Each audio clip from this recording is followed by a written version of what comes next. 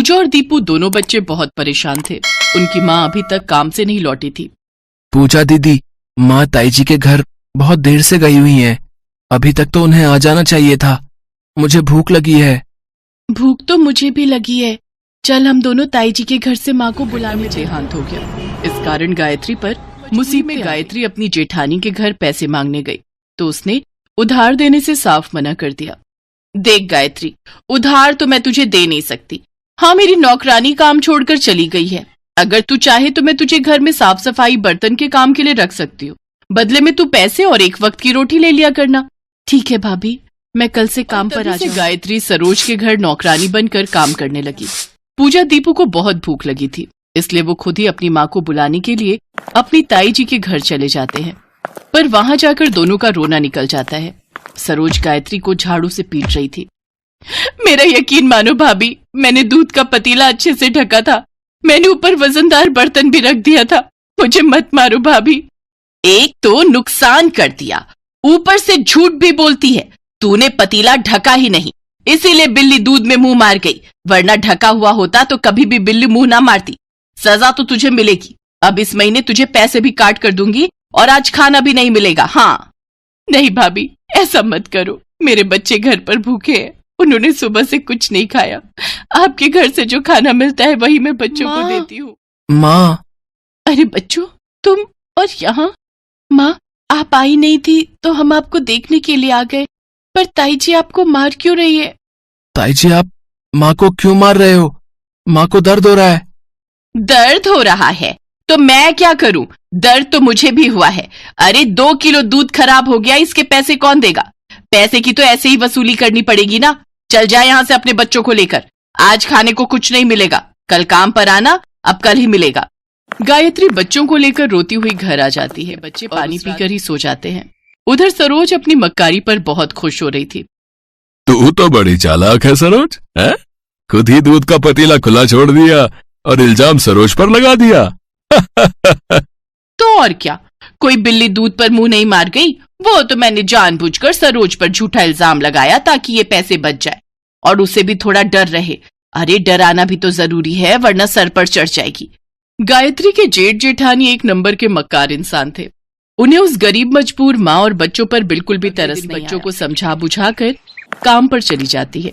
गायत्री की आंखें आंसुओं से भरी हुई थीं। वो चुपचाप आंगन में झाड़ू लगाने लगी। काम करते हुए गायत्री को थोड़ी देर हो गई तो सरोज उसे फिर से मारने लगी। एक तो काम भी देर से किया, ऊपर से ये झाड़ू भी तोड़ दी। अब कौन देगा इस झाड़ू के पैसे? हाँ, मैंने झाड़ू नहीं तोड़ी भाभी, ये पहले से ही खराब हो रही थी। मैं आपको पहले भी कई बार बोल चुकी थी कि झाड़ू खराब हो रही है। तुझे क्या लगता है मैं झूठ बोल रही हूँ? तूने ही तोड़ी है ये झाड़ू।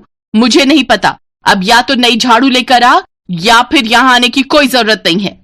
भाभी, इतने दिन से आपने मुझे पैसे नहीं दिए, कुछ भी पैसे नहीं है। झाड़ू बहुत महंगी आती है, मैं कहाँ से लाऊंगी? मुझे तो कोई उधार भी नहीं देगा भाभी। मुझे कुछ नहीं सुनना। जब झाड़ू खरीद ले तब तू काम पर आ जाना। सरोज घर आ जाती है और रोने लगती है। उसे कुछ समझ नहीं आ रहा था कि वो झाड़ू खरीदने के पैसे कहाँ से लाए। अपनी माँ को रोता हुआ देखकर दीपू और पूजा बहुत परेशान हो जाते हैं। पूजा दीदी, माँ के पास पैसे नहीं है, हमें ही माँ के लिए झाड़ू लानी होगी। पर दीपू, हमारे पास भी तो पैसे नहीं है। हम दोनों कैसे माँ के लिए झाड़ू खरीद कर ला सकते हैं? पूजा दीदी, माँ कहती है ना कि गणेश जी से प्रार्थना करके जो भी मांगो वो हमें देते हैं।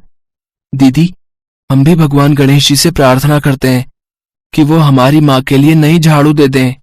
हाँ दीपू, तू ठीक कह रहा है। हम भगवान गणेश जी से प्रार्थना करते हैं। गणेश जी, माँ कहती है कि आप सबकी प्रार्थना सुनते हो, हमारी भी सुन लो। हमारी माँ को नई झाड़ू चाहिए, आप वो दे दो। गणेश जी, हमें नई झाड़ू दे दो। हमारी माँ घर पर बहुत परेशान है, उनके पास नई झाड़ू खरीदने के पैसे नहीं है। भगवान गणेश प्रकट होते हैं। बच्चों, तुमने मुझे मन से याद किया है, इसलिए मैं तुम्हें ये झाड़ू दे रहा हूँ। अब तुम्हारे जीवन के सारे कष्ट दूर हो जाएंगे। जाओ, ये झाड़ू ले जाकर अपनी माँ को दे दो। गणेश जी, माँ सच कहती थी, आप प्रार्थना सुनकर जरूर मदद के लिए आते हो। गणेश जी, आप बहुत अच्छे हो। बच्चों की मासूम बातें सुनकर भगवान गणेश मुस्कुरा देते हैं और अंतर्ध्यान हो जाते हैं। दीपू और पूजा घर पहुंचते हैं और वो झाड़ू अपनी माँ को दे देते हैं। बच्चों की बातें सुनकर गायत्री की आंखों में खुशी के आंसू आ जाते हैं। वो यकीन नहीं कर पा रही थी कि भगवान गणेश स्वयं बच्चों के सामने प्रकट हुए। ले आई नहीं झाड़ू, चल फिर तू काम करना शुरू हो जा। कल से कोई काम नहीं हुआ। सबसे पहले स्टोर की झाड़ू लगा ले, बहुत दिनों से स्टोर की सफाई नहीं हुई। और बत्ती नहीं आ रही, संभाल कर काम करना। स्टोर रूम में बहुत महंगे सामान रखे हैं। भाभी, अंधेरे में काम कैसे करूंगी? बत्ती आने देते तब तक मैं बाहर का कर लेती हूँ। जितना कहा जा रहा है उतना सुन, जाकर पहले स्टोर की सफाई कर। स्टोर रूम में अंधेरा था। गायत्री को नजर नहीं पड़ी और अंधेरे में वो एक फूलदान से टकरा जाती है और फूलदान टूट जाता है। सरोज के गुस्से का ठिकाना नहीं था। वो जैसे ही गायत्री के हाथ से झाड़ू छीनकर उसे पीटने लगती है, झाड़ू उलटवार करती है और सरोज को पीटना शुरू कर देती है। सरोज बचाओ बचाओ चिल्लाने लगती है। तभी झाड़ू में से आवाज आती है, हुआ दर्द? ऐसे ही तूने गायत्री को बिना गलती के कई बार झाड़ू से मारा है। अब तेरी बारी है, बता आज के बाद गायत्री को तंग करेगी? नहीं नहीं, मैं गायत्री को कुछ नहीं करूंगी, मुझे मत मारो, छोड़ दो मुझे। गणेश जी की दी हुई जादुई झाड़ू ने अच्छा सबक सिखाया। गायत्री, अब तुम्हें यहाँ काम करने की कोई जरूरत नहीं है। मैं तुम्हें इतना धन दूंगी जिससे तुम अपने परिवार का पालन पोषण कर सकोगी। देखते ही देखते झाड़ू में से सोने के सिक्के गिरने लगते हैं। गायत्री, ये सारा धन तुम्हारा है, इसे ले जाकर अपने नए काम की शुरुआत करो। मेरा कार्य यहीं तक था, अब मैं जा रही हूँ। भगवान गणेश का आशीर्वाद तुम्हारे और तुम्हारे बच्चों पर हमेशा बना रहेगा। गायत्री ने भगवान गणेश को मन ही मन धन्यवाद कहा और उस दिन के बाद वो अपने बच्चों के साथ खुशी से रहने लगी।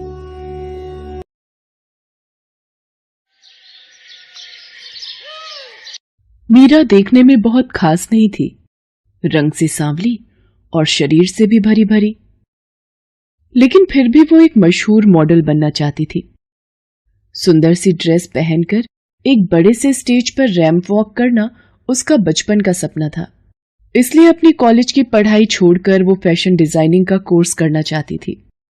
मीरा, देख, मेरे मानने या ना मानने से कुछ नहीं होने वाला। तू क्या करेगी ये तो तेरे पापा ही तय करेंगे ना। हाँ मम्मी, तभी तो मैं आपको समझा रही हूँ, ताकि आप पापा को समझा सको। मम्मी, फैशन डिजाइनिंग में बहुत स्कोप है और आपको तो पता ही है ना कि मैं एक मॉडल बनना चाहती हूँ। तो अगर फैशन डिजाइनिंग का कोर्स कर लूंगी तो मैं आसानी से एक अच्छी मॉडल बन सकती हूँ। नहीं मीरा, तुम चाहे जो कर लो, एक मॉडल ना तो तुम बन सकती हो और ना ही हम तुम्हें बनने देंगे। तुम पढ़ने में इतनी अच्छी हो तो क्यों इस बेकार के प्रोफेशन में अपना समय और भविष्य बर्बाद करना चाहती हो, और वो भी कॉलेज की पढ़ाई को बीच में छोड़कर।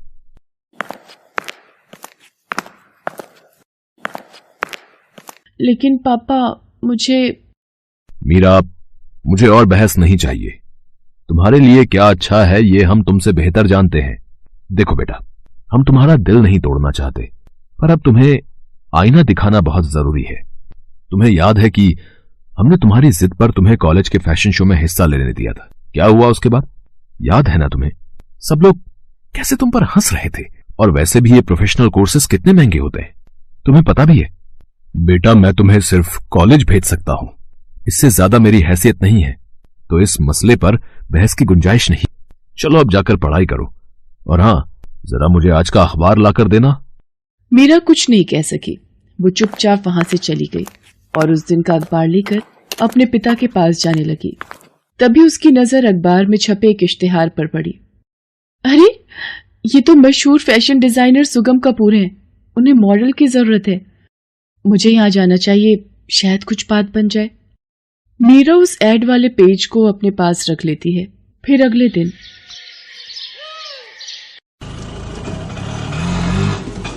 वो उसी फैशन हाउस में पहुंच जाती है।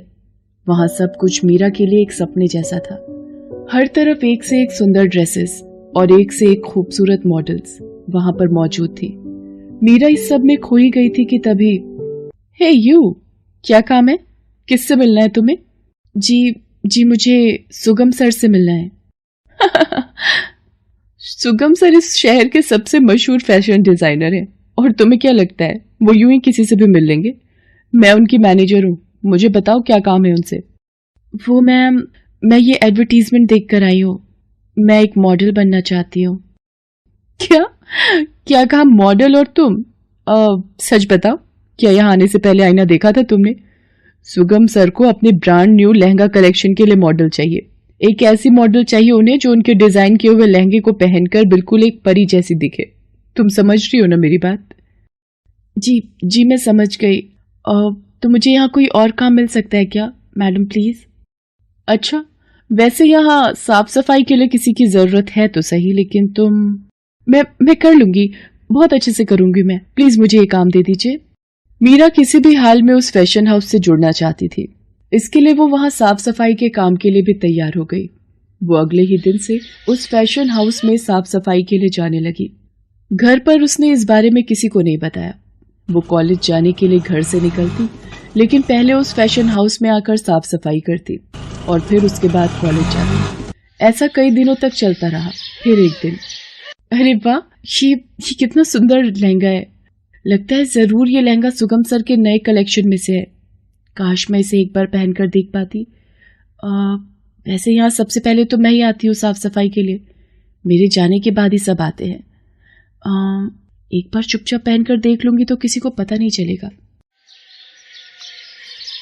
मीरा ने ये तो बिल्कुल सही अंदाजा लगाया था कि वो लहंगा सुगम कपूर के लेटेस्ट कलेक्शन में से था, लेकिन उसका ये अंदाजा गलत था कि उस वक्त उस फैशन हाउस में उसे देखने वाला कोई नहीं था।